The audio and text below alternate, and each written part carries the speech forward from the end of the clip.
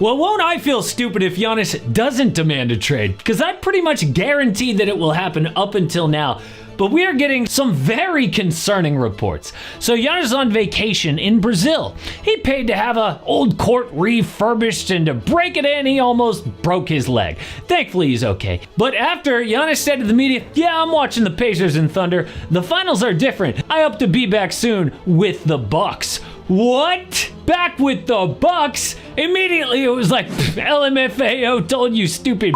He wasn't going anywhere. Bucks fans been trying to tell you, oh, it's a victory lap in Milwaukee. But hold on. What the hell is Coast to Coast Brazil? And why did no one else get this quote? You're telling me Coast to Coast Brazil is where Giannis chose to make this big announcement, huh? And I can't find anywhere of the actual video of Giannis saying this. You can find him talking about the new basketball court for kids. Growing up, I played in a public court myself. But nothing about returning with the Bucks. Don't you think this clip would be everywhere? I'm not saying that he didn't say these words, but how did he say it? I want to hear it. Like, was it like a super offhand thing? Or was it this big proclamation like, I'm staying with the Bucks? I would bet anything this was not meant to be the statement about his future that Bucks fans hope it is. If it was, Giannis would have made this announcement with someone other than Coast to Coast Brazil, okay? I can think of about a million other places where Giannis would want to announce his future. But at the same time, the media is backing off their reports lately. First, Brian Windhorst said, right now there is no Giannis Antetokounmpo trade market. There is no Giannis trade discussions. He has not asked for it. The Bucks are not looking to trade him. Then Jake Fisher said, confidence about a trade has been replaced with skepticism. There is not a lot of belief right now. The expectation is that NBA execs will believe it when they see it. Oh, but the number one reporter, Shams Charania, he is the one who really kicked off all this mess when he said, for the first time, Giannis is open-minded about leaving the Bucks.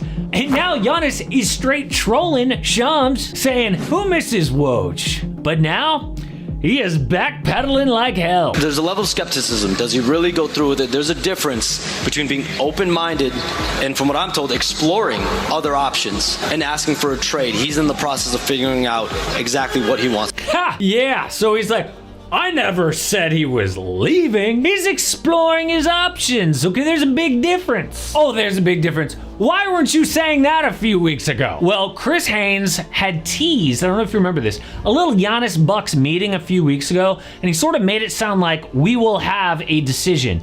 But that never came, so it was weird. And then Giannis goes on this vacation, has this little Brazil comment. Now people don't know what to think. So I say the best report has come from plugged-in Zach Lowe. Well respected by NBA front offices, he said nobody knows anything. If people tell you Giannis is staying, they don't know. People tell you he's leaving, they don't know. I don't think anything's been decided or close to decided. And Shams says it could stretch until August. So we've got a ways to go. But one thing we know for sure is when the Bucks do speak with Giannis, their pitch will probably be, Giannis, Dame is injured all next year. We probably won't have a shot. But if you stay through a gap year, we can retool, then make a run for that second championship. And why not? A gap year happens all the time. We saw the Spurs do a gap year, get Tim Duncan, or the Warriors gap years for Jonathan Kuminga and the unfortunate number 2 pick. But, little problem here. The Bucks don't have any draft picks.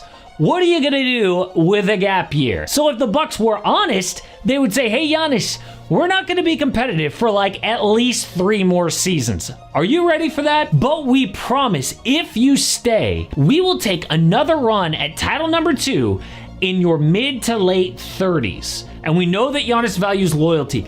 It would be a pretty cool legacy to play for one team and win a title with them in your late 20s, then your late 30s. Climb that mountain twice with the same franchise. I mean, the whole reason that he might leave was constant quotes like, I don't want to be 20 years on the same team and don't win another championship. Do you know how hard it must be to be a consistent top 3 player in the world and have little to no chance at winning a title every year? I think a big reason Giannis hasn't asked out is where he might end up. I mean, the realistic landing spots right now are the Raptors, Knicks, and Nets in the East. West frontrunners are like the Spurs and Rockets. Okay, not exactly a guaranteed championship there. And the last thing he wants is to be Dame. No offense. But a brand built on loyalty which he then ruins for basically no reason. So if the Bucks can convince him, they can win another championship there. Maybe he stays. But how is that even possible? Remember, the Bucks don't control any of their first-round picks till 2031. They don't even control second-round picks after this year till 31. Plus, have you seen the current roster? They are losing a lot of guys from last year's team to free agency. And by the way, that squad wasn't that great anyway, right? I mean, Dame's out all season. The one star from Milwaukee's championship, Brook Lopez, who is 37 years old. Kyle Kuzma, disappointing after the trade, and no elite young talent. And on top of all that, despite the subpar roster, the Bucks are still over the salary cap next year. So all they have outside of their own free agents is the mid-level exception to add talent. But despite that, there could be a wild plan for the future. So step one comes on draft night. What if the Rockets traded their pick for the Bucks' 2032 first? This is similar to what the Wolves did last year. They dealt a late first in a swap to the Spurs for their number 8 pick and Rob Dillingham. The Bucks could then get Houston's number 10. Then, next year, the Pelicans own Milwaukee's pick swap, but if Nola sucks too, that pick could also be around number 10. So that is back-to-back number 10 picks. 2 chances to get lucky and find a difference maker later in the lottery. And in the past 7 years, I found 2 number 10 picks who became high-level role players.